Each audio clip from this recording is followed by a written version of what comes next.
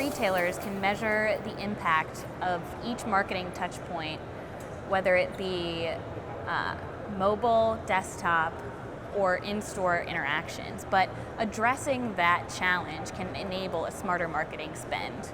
I'm MarketingSherpa reporter Courtney Eckerle here at the Media Center at IRCE, and with me I have Ali Wing, who is Chief Marketing Officer and EVP of Digital Channels for Maurice's, and Eric Bibelnieks, who is the VP of Enterprise Analytics. So tell me, what is the real challenge here? The real challenge is the path to purchase just isn't a single step anymore. It almost always involves multiple media before the purchase, and never before was it like this, and now it's growing exponentially. So what has Maurice's done specifically to address this? Really two things, right? We've really done what a lot of people are trying to do, which is put in place attribution so that we could sort of figure out our own logic for what we're going to give credit to which channel. But then step two, which is really where Eric comes in, is transitioning our evaluation of that from just a transaction analysis to customer LTV.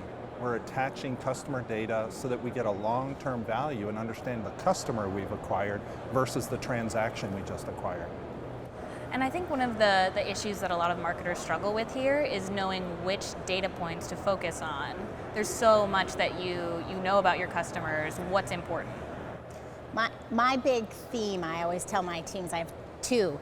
One is, I don't care as much about absolute precision in any one of the channels. I care about a criteria that I consistently apply and then watching for patterns, because patterns tell us more than the nominal amounts in any one of the channels right now, number one. And then number two is a flexibility to recognize that it's not about being intelligent, it's about being smart. We're really going for an 80-20 first, because they're changing so fast, you can't worry about the last 20. You gotta really get smarter about the 80 to start with.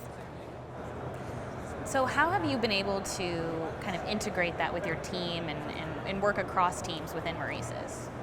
We've managed to pull data from our email marketing team, our digital marketing team, and then also from our stores promotions and our loyalty team, and pull it all into one source so we have that 360-degree view of the customer that lets us track her. And it sounds like a simple question, but what have you learned about your customer by focusing on these data points? You know, it's less what we're learning about the customer and more what we're learning about the relationship of certain media is doing to help us with some types of customers, right? So we knew what was happening with customers, but we didn't really know if we had an A, B, and C type customer, we wanted more of A, what's the combination of media that best communicates for them? And that's what the focus of our evaluation is, because that's what allows us to say, in a universe where we don't have limitless budgets, we have a finite budget, where do I quit spending and start spending more? And I do that more by knowing what type of customer I want and which ones are giving me what type than anything specific about the customer. Does that make sense? Yes. So now you're able to spend more intelligently and more economically rather than just broadly. Absolutely. Absolutely. If I had limitless budget, I wouldn't worry about it. Every person who pitches us says, I can give you another incremental 10%. Unfortunately, when we look at each one of those initiatives and add them up, they don't match the revenue we got. So this is how we become a persuasive part of the conversation at the finance table, because now we actually apply our own attribution for each of them and say, I know I spend more here, I can double down here, it's delivering a better customer, and I back off here. So what advice would you give to a marketer in a similar situation? Start small.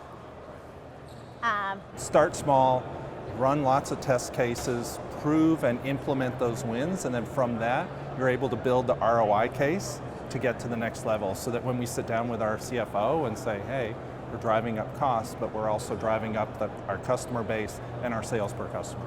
I always say, don't spend time and money trying to build analytics around something that you don't have any operational levers to change. So if I learn that, what am I going to do?